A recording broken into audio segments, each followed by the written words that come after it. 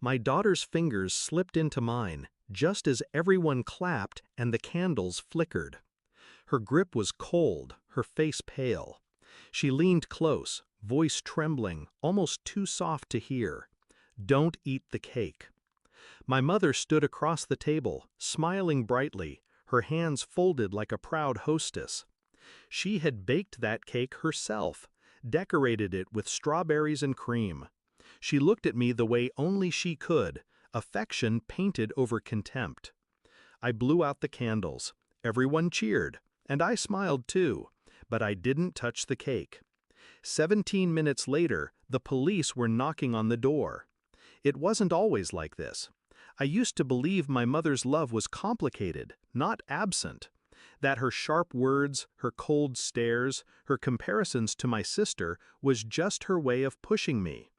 But as the years went on, I realized she didn't want me better, she wanted me smaller, weaker, dependent.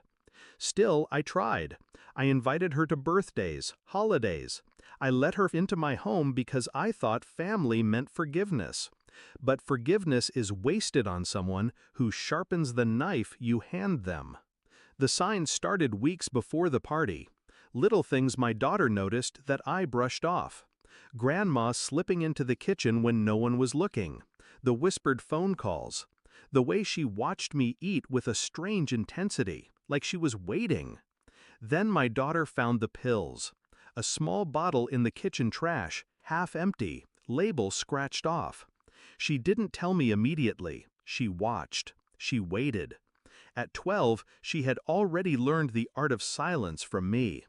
And when she saw my mother frost that cake with hands too careful, too deliberate, she knew. She saved me. The moment the candles went out, I played along. I smiled, I thanked everyone, I sliced neat pieces of cake and served them. But not to myself, not to my daughter. My mother's eyes flickered, just for a second, when I passed her a plate. She didn't take a bite. That was the confirmation I needed. Excuses are fragile. Patterns are not. I slipped into the hallway, phone pressed to my ear. My voice was calm, steady. The dispatcher listened, and then the sirens came. 17 minutes. That's how long it took for their knock to echo through the house. When the police entered, confusion rippled through the guests. My mother laughed too loudly, pretending not to understand. But her smile faltered when they asked her to step outside. A quiet conversation on the porch. Officers returning to the kitchen. The cake, boxed, bagged, sealed as evidence. And then, the moment her wrists were pulled behind her back. Gasps filled the room.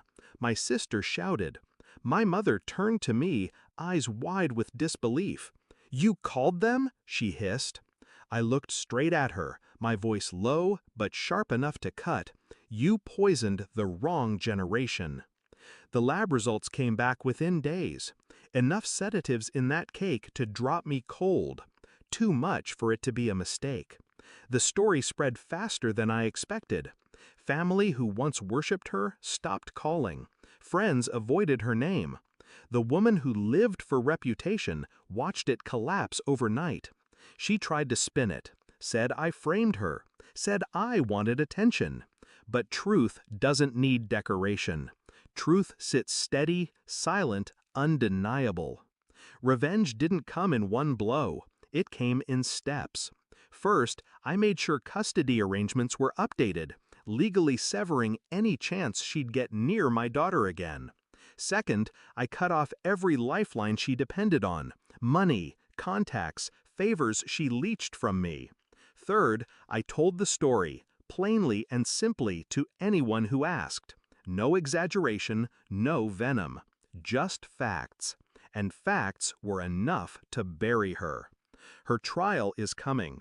Her face will be printed in papers. The grandmother who tried to poison her own child.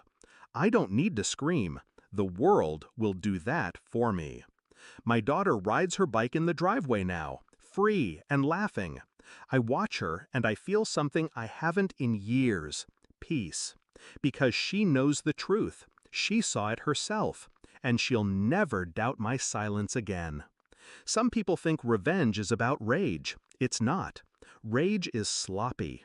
Revenge is patient.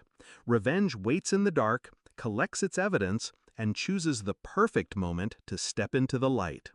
And when it does, it doesn't just destroy, it reveals. That night, after the police car drove away and the guests trickled out in stunned silence, I stood in the empty kitchen. The ruined cake sat in its evidence bag on the counter. I stared at it, imagining the bite I never took. Then I whispered to myself, steady and calm, "She tried to kill me with sweetness, but I killed her with silence."